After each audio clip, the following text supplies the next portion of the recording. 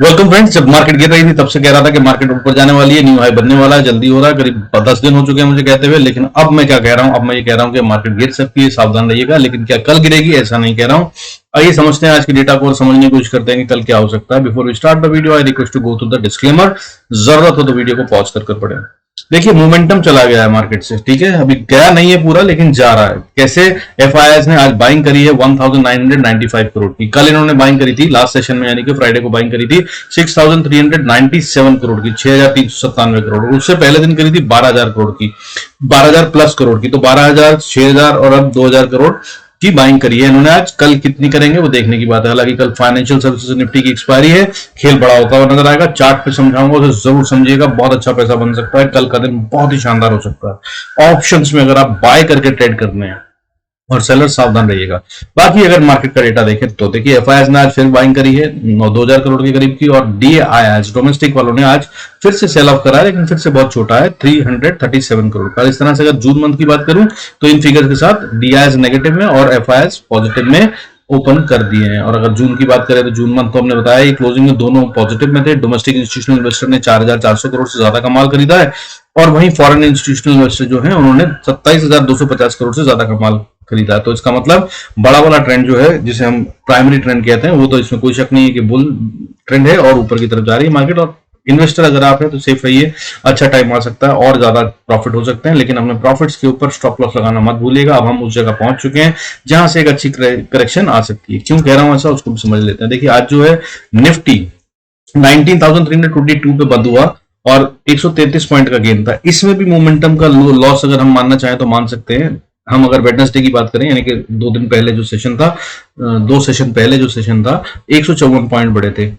Friday के session में 216 point बढ़े थे, और आज उन दोनों से कम 133 पॉइंट बढ़े हैं। तो क्या कल हम और ज्यादा बढ़ेंगे? ऐसा नहीं लग रहा है। इसी को कहते हैं मूवमेंट कम होना, मोमेंटम कम होना। मोमेंटम का कम मतलब होना, रेंज कम होती जाती है, बड़ी ताकत जो है वो कम होती नजर आती है, तो वो दिखनी शुरू हो गई है।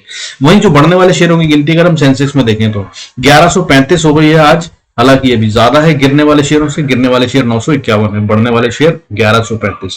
लेकिन ये फ्राइडे को बढ़ने वाले शेयरों की गिनती 1153 थी, जो 1135 हो गई, यानी कि ये भी बढ़ना बंद हो गए। वरना इससे पहले वेडनेसडे को 1013 थे, फ्राइडे को 1153 हुए, और आज ये रिडक्शन की साइड पे आ गए 1135। हालांकि ये बहुत बड़ा इंडिकेशन नहीं होता, बट मैं टोटल में आपको बता रहा हूँ मोमेंटम कम होता हुआ कैसे दिख रहा है मुझे। लेकिन इसका मतलब ये कतई नहीं है कि सेल ऑफ आएगा। मेरे को जो भी लग रहा है उसके मुताबिक भी अगर सेल ऑफ आएगा तो वो या तो बहुत बड़े गैप अप के होने के बाद आएगा, या फिर कल सेकेंड हाफ में आएगा। उसको भी समझने की कोशिश करेंगे, वो आपको बताऊंगा। इसके अलावा और क्या कह रहा था कि बैंक निफ्टी 44,747 पे बंद हुआ है, 419 पॉइंट का गेन है। इसने आज फिर भी थोड़ी अच्छी ताकत दिखाई है, लेकिन ये अपनी रेजिस्टेंस के पास पहुंचता हुआ नजर आ रहा है, मुझे ऐसा लग रहा है, क्योंकि इसका जो पहला लेवल निकलता था फिबोनाची के हिसाब से इसने उसको छू लिया है। और अब ये आज 419 पॉइंट बढ़ा है, 44,747 पे बंद हो गया। साथ में at the same time India VIX volatility index की अगर बात करें तो ये बहुत लंबे समय के बाद आज बढ़ता हुआ नजर आया और 11.54 पे बंद हुआ है, यानी कि 6% से ज्यादा की बढ़त है इसके अंदर। आज 6.85% बढ़ता हुआ नजर आया, जो कि आमतौर पे नहीं होता, और ये बहुत टाइम से नहीं हो रहा था, और 11 से नीचे ही था, और आज बढ़ा और एकदम से 6% से ज्यादा बढ़ गया। ये एक अच्छा साइन है, बताता ये है कि मार्केट में वॉलेटिलिटी आ रही है। इसका मतलब पुट्स के अंदर में भी शायद थोड़ी बाइंग होती हुई नजर आई होगी। बाकी का डेटा देखेंगे तो आपको समझ में आएगा। देखिए इसके अलावा मैं बाकी की बात नहीं करूंगा। डॉलर के अंदर जो बहुत बड़ी गिरावट आई थी वो आज वापस रिकवरी में आ गया। सुबह इसमें लोअर सर्किट लग गया था, उसके बाद ये रिकवरी कर क्लोज हुआ है ठीक ठाक से लेवल पे। बहुत ज्यादा गिरावट नहीं है, हालांकि अभी भी 82 के नीचे है, जो कि बहुत अच्छा सेल होना और मार्केट को सपोर्ट दे रहा है। ये इसमें कोई शक नहीं है कि डॉलर अभी भी सपोर्ट में है। लेकिन इसके बावजूद अगर हम सेक्टर को देखें तो आज आईटी सेक्टर गिरता हुआ नजर आया। इकलौते 2 सेक्टर थे जो गिर रहे थे, वो था फार्मा, जो कि 1.11% गिरा, और उसके अलावा था दूसरा सेक्टर आईटी सेक्टर में 0.47% की गिरावट आई। और इसके अलावा अगर बात करूं तो ऑटो में भी 0.27% की गिरावट थी। हालांकि ये कल बढ़ते हुए नजर आ सकते हैं, इन पर नजर रखिएगा। हो सकता है कल बैंकिंग और फाइनेंशियल सेक्टर में या शेयरों में गिरावट दर्ज हो, और उस को बचाते हुए निफ्टी को संभालने के लिए आईटी और ऑटो चलते हुए नजर आए। कल का गेम कुछ इस प्रकार का हो सकता है। अब इसके अलावा आपको बताता हूं और इंपॉर्टेंट बात जो वो ये कि आपको मालूम है लास्ट 5 सेशन में अगर हम बात करें तो हम कितना बढ़ चुके हैं निफ्टी के अंदर में, हम 650 पॉइंट के लगभग बढ़ चुके हैं, 650 पॉइंट। और अगर बैंक निफ्टी की बात करें तो पिछले 5 सेशन में लगातार ऊपर मूव करते हुए करीब करीब हम 1900 पॉइंट 1800 पॉइंट से ज्यादा बढ़ चुके हैं। और इतनी बड़ी बढ़त आ गई, यानी कि इसको परसेंटेज में अगर हम देखा जाए तो बैंक निफ्टी में करीब करीब 4% की बढ़त और निफ्टी के अंदर 3.5% से ज्यादा की बढ़त आ चुकी है। और अगर फाइनेंशियल सर्विसेज की बात करें तो फाइनेंशियल निफ्टी सर्विसेज के अंदर में भी 3.80% की बढ़त आ चुकी है, 3.5-4% जो भी आप ठीक समझे मान सकते हैं, 3.80 इज एग्जैक्टली। और इसका मतलब क्या है कि मार्केट इसी तरह लगातार बढ़ती रहेगी? हमेशा ऐसा नहीं होता बॉस, इसके बाद एक हेल्दी करेक्शन बिल्कुल बनती है। और अगर हम बात करें तो 1/3 पार्ट ऑफ द एक बड़े अप मूव का करेक्शन में आना ही चाहिए, that is called a healthy movement. तो अब अगर बात करें तो 1% की गिरावट आराम से आ सकती है, लेकिन क्या ये अभी आने वाली है? ऐसा अभी फिलहाल ऑप्शन चेन की डेटा में या और कहीं पे अभी दिख नहीं रहा है, लेकिन इसको मानकर ही चलना चाहिए। और अब जो भी ट्रेड करें वो इसी सावधानी और सोच के साथ करें कि मार्केट कहीं से गिर सकती है। अभी तक मैं कह रहा था राइड करिए और ऊपर, ताकत बहुत है, ताकत बहुत है। अब मैं आपको बता रहा हूं कि ताकत कम होनी शुरू हो गई है और ये कभी भी पलट सकती है। और कल फाइनेंशियल सर्विसेज निफ्टी की एक्सपायरी है, ये एक अच्छा दिन हो सकता है जिसमें कि वो बड़े से आसानी से रिटेल को ट्रैप कर सकते हैं और ऊपर ले जाकर मार्केट को सीधा सेल ऑफ करके बड़े वाली प्रॉफिट बुकिंग भी आ सकती है, जिसके अंदर में अच्छा खासा 1% तक का डिप भी आ सकता है। 1% के डिप का मतलब क्या होता है? 1% का डिप का मतलब निफ्टी में ना करते हुए भी करीब करीब 80-100 पॉइंट की गिरावट आ सकती है, ठीक है, 170 पॉइंट तक जा सकती है अगर बात करें तो। और अगर बैंक निफ्टी की हम बात करें तो बैंक निफ्टी के अंदर में आपको आराम से 400, 450, 500 पॉइंट की गिरावट नजर आ सकती है कल। और अगर फाइनेंशियल सर्विसेज की बात करें तो 200 से 250 पॉइंट की गिरावट आ सकती है। हालांकि ये परसेंटेज में नहीं बता रहा हूं, बट मैं आपको जो नॉर्मल करेक्शन आती है वो हेल्दी करेक्शन इतनी आराम से कल आ सकती है। सो इसके लिए तैयार रहिएगा और सावधानी से ट्रेड कीजिएगा और अपने स्टॉप लॉसेस पे जरूर नजर रखिएगा। सो अब इसके अलावा अगर बात करें, देखिए बढ़ने वाले सेक्टर में शानदार बढ़त थी और बहुत ज्यादा बढ़ते हुए नजर आए पीएसयू बैंक। पीएसयू बैंक आज 3.61%, 3.61% बढ़ते हुए नजर आए और यही थे वो दमदार शेयर जिनकी वजह से ऊपर बढ़ता हुआ नजर। हालांकि प्राइवेट बैंक्स की बात करें तो उसमें भी बढ़त थी, पर 0.62% थी, उसके मुकाबले में 3.61% पीएसयू बैंक्स बढ़े, जिसकी वजह से आज मार्केट ऊपर दौड़ती नजर आई। इसके अलावा रिलायंस ने बहुत बड़ी कंट्रीब्यूशन करा, आज 2.5% ज्यादा बढ़ता हुआ नजर आया, ये बहुत बड़ा कंट्रीब्यूटर था। इसके अलावा बाकी small cap, mid cap, metal, FMCG सब चलते हुए नजर आए और ताकत अभी भी है, इसमें कोई शक नहीं है मार्केट में। फिर बोल रहा हूं सावधान रहिएगा, पर मैं सेल की बात नहीं कर रहा हूं, लेकिन मैं ये कह रहा हूं कि सेल की प्रोबेबिलिटीज बननी शुरू हो गई हैं। अब प्रॉफिट्स को ज्यादा राइड करने की बात नहीं, अब प्रॉफिट्स को सावधानी से प्रोटेक्ट करने की बात है, उस तरह से खेलिएगा। अब आगे चलते हैं और चार्ट्स पे देख लेते हैं क्या क्या लेवल्स हो सकते हैं और कहां क्या ट्रेड कर सकते हैं। Before we go there I request to go to the disclaimer as per SEBI norm, जरूरत हो तो वीडियो को पॉज कर देखें। देखिए सबसे पहले अगर हम बात करें तो निफ्टी की बात कर लेते हैं। अगर निफ्टी की हम बात करें तो निफ्टी के लिए जो अगर कहानी की बात करूं तो सबसे पहले आप देख लीजिए कि आपको जो कैंडल्स दिख रही हैं, क्या मूवमेंट की बात कर रहा हूं मैं, ये है डेली कैंडल। साहब देखिए हम यहां पर थे 5 दिन पहले, करीब करीब 18,670 के आसपास बंद हुए थे। और अगर लो की बात करूं तो 18,640 के आसपास, 45 के आसपास का लो मारा था। वहां से अगर आज के हाई की बात करें तो 19,344 हाई की बात कर रहे हैं अगर तो आप समझ लीजिए कि सीधे सीधे हम 650-700 पॉइंट ऊपर बढ़ चुके हैं। और ये देख लीजिए कैंडल्स, हर रोज गैप अप रन हो रहा है, गैप अप रन, फिर गैप अप, फिर रन, इस तरह से बढ़ रही है मार्केट। और इस तरह से हमेशा नहीं बढ़ सकती और इसमें कोई शक नहीं है कि ये एफआईएस की बाइंग की वजह से बढ़ रही थी और वो अब क्योंकि घटती नजर आ रही है, तो अब आपको समझ जाना चाहिए मैं क्या कह रहा हूं। क्योंकि देखिए 12,000 करोड़ की बाइंग करते हुए वो 6,000 करोड़ और 2,000 करोड़ और कल हो सकता है वो बिल्कुल ना करें और उसके अंदर में डीआईएस बचाने की कोशिश करते हुए नजर आए मार्केट को, ऐसा भी हो सकता है। तो मार्केट के गिरने के आसार हैं, ऐसा नहीं है, लेकिन ये जो बढ़त की इतनी तेजी है वो जरूर रुकती हुई नजर आ सकती है, सो सावधान रहिएगा। और वैसे भी अगर आप रूल करें, फिबोनाची का रूल जो कहता है वो नंबर्स के हिसाब से अगर हम बात करें तो 538 जो है वो इंपॉर्टेंट नंबर होते हैं। और 5 दिन लगातार हो गए मार्केट को बढ़ते हुए, कल छठा दिन है। कल ये यहाँ पर एक डोजी कैंडल बनाता हुआ नजर आ रहा है मुझे, निफ्टी और बैंक निफ्टी दोनों में।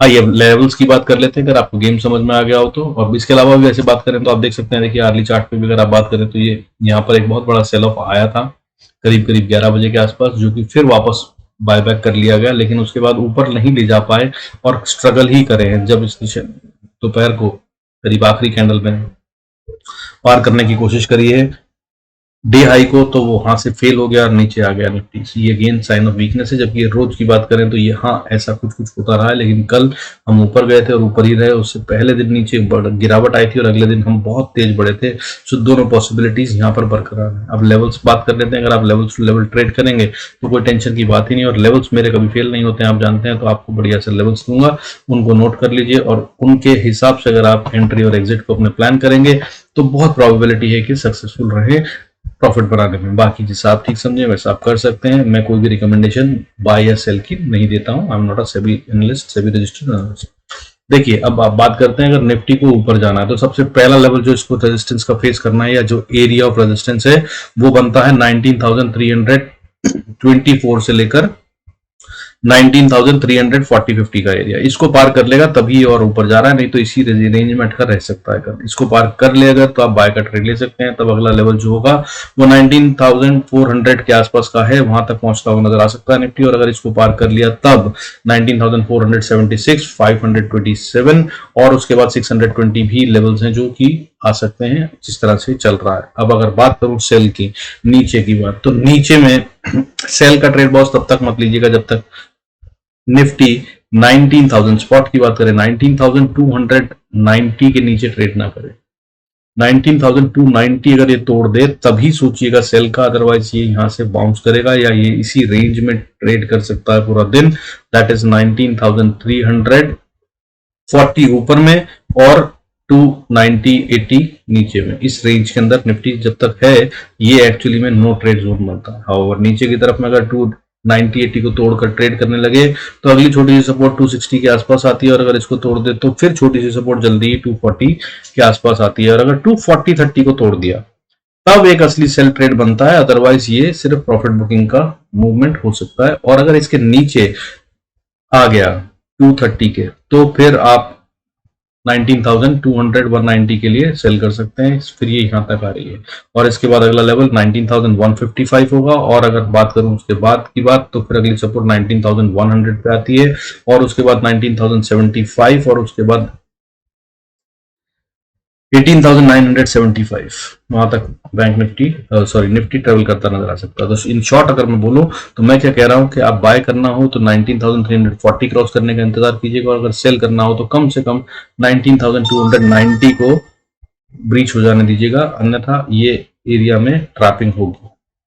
और बाकी जो नंबर्स बताए लेवल्स उनको नोट कर लीजिएगा। बैंक निफ्टी की अगर हम बात करें तो देखिए, बैंक निफ्टी की अगर बात करूं तो सबसे पहला एरिया ऑफ रेजिस्टेंस जो उसे पार करना है वो तो इमीडिएटली है, जैसे यहाँ पे बैठा है 45,200 को तो इसे पार करना ही है। उसको पार करते ही अगली रेजिस्टेंस या सेलर्स जहां बैठे हैं वो 45,250-60 का एरिया आ जाता है। और अगर इसको पार करेंगे तो अगले सेलर एरिया जो है, सेलर जोन, वो 45,350 से लेकर 30 का एरिया, वो एरिया में भी सेलर बैठे हैं। यहाँ पर भी सेलिंग प्रेशर फेस हो सकता है। हाउएवर अगर इसके ऊपर ही खुल जाता तब एक अच्छी बढ़त आती हुई नजर आ सकती है, जो बैंक निफ्टी को, क्योंकि बैंक निफ्टी में मूवमेंट आ सकता है, जगह है बाकी।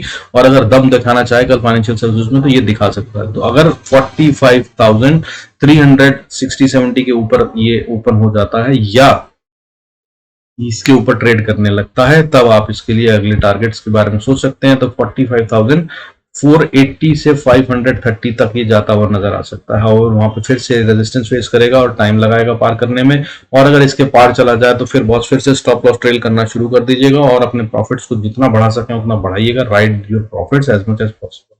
हाउएवर जो मुश्किल जगह है, मुझे जो लग रहा है वो ये लग रहा है कि 45,230-40 के आसपास ही घूमता खुलता नजर आएगा।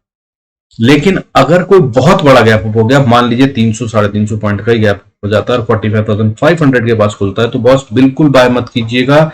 वो खतरनाक जगह, वहां से फिर सेल ऑफ आ सकता है।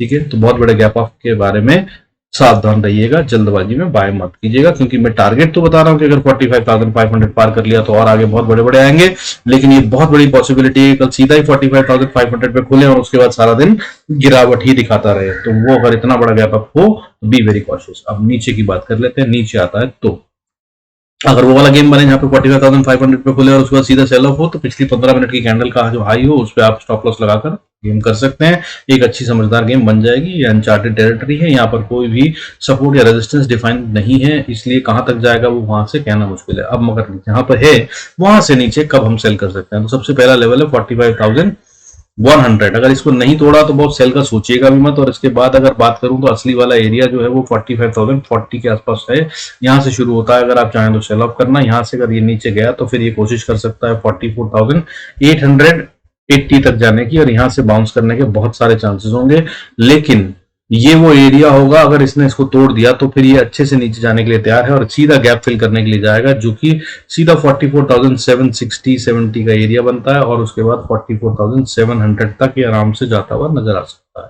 और अगर इसको तोड़ दिया तो फिर 44,640, 44,525, 44,411, 44,320, 44,220, और उसके बाद 44,145 will be the main area, जहां पर जाकर बैंक निफ्टी को रुक जाना चाहिए अगर इसको बुल रन कंटिन्यू करना है। तो नहीं तो फिर ये वीकनेस में आ जाएगा, वो हम बात की बात है, जब आएगा तो हम सोचेंगे। यहां तक अभी कल आता हुआ नजर आ तो नहीं रहा है। बाकी कल फाइनेंशियल सर्विसेज निफ्टी की एक्सपायरी है और हो सकता है गेम चेंज हो, और शार्प पर होते हैं falls are always sharper, steeper, deeper, quicker.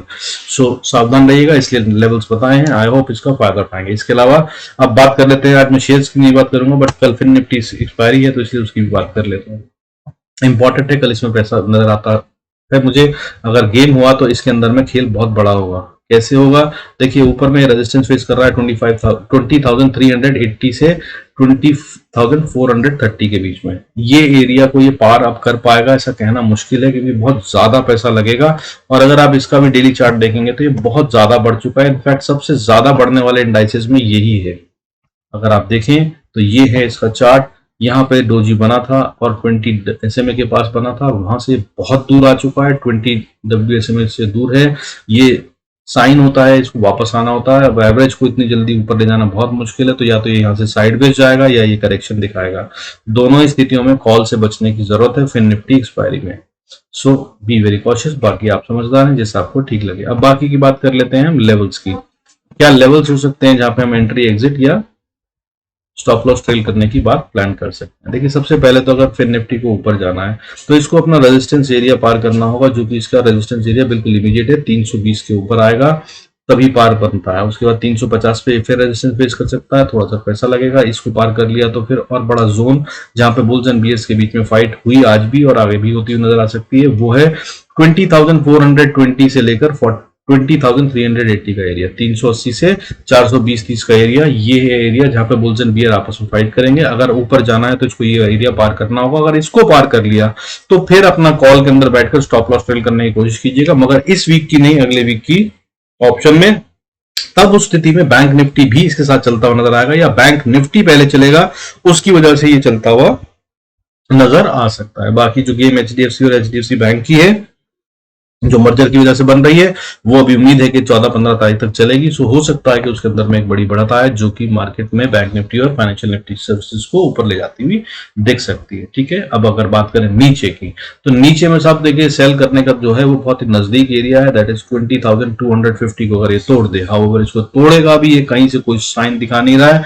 और आज की जो पहली कैंडल बनी थी 1 घंटे की, वो मारा हुआ टाइप कैंडल बनती हुई नजर आ रही थी, बहुत ही स्ट्रॉन्ग ओपनिंग थी, ओपन लो करके ऊपर गया है, जिसका मतलब होता है बहुत स्ट्रेंथ थी बायर्स में। तो ये इसको नहीं तोड़ेगा अगर इसको ऊपर जाना है तो आइडियली।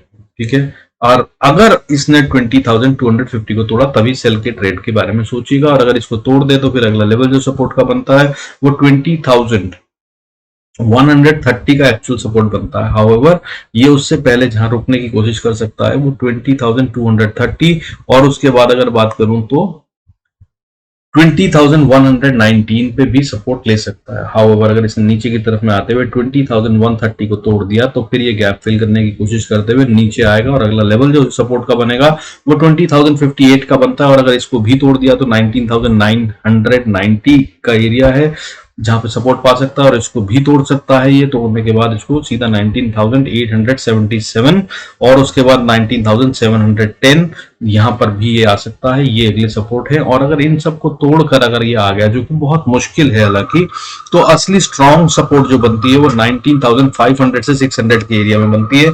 यहां से ये जरूर बाउंस बैक करेगा। अगर इसको गिरना भी है तो कम से कम एक बार तो जब भी यहां आएगा सपोर्ट जरूर लेता नजर आए। होप आपके फायदे में है। और ये फिर निफ्टी का जो है मैंने फ्यूचर के लेवल्स बताए हैं, प्लीज जरूर नोट कर लीजिएगा। बाकी दोनों जो है निफ्टी एंड बैंक निफ्टी वो स्पॉट के लेवल्स हैं, डू माइंड इट। बाकी टेलीग्राम का लिंक दे रखा है नीचे, अगर आपको सपोर्ट से ज्यादा चाहिए हो, लाइव मार्केट में चाहिए हो तो वहां देता हूं। मैं कोई ट्रेड नहीं कराता हूं, कोई रिकमेंडेशन नहीं होती, बट कहां पे ट्रैप बन रहा है, कहां मार्केट की डायरेक्शन चेंज हो रही है या कहां पे गेम हो सकता है, वो मैं वहां पर डिस्क्राइब करता रहता हूं। या आने वाले नेक्स्ट लेवल कोई भी इंपॉर्टेंट बनता है तो वो वहां डिस्क्राइब करता हूं। So if you need that, do come there, join the telegram, it's absolutely free. With this I conclude this video. Thank you so much for staying connected. God bless us all. See you in next video.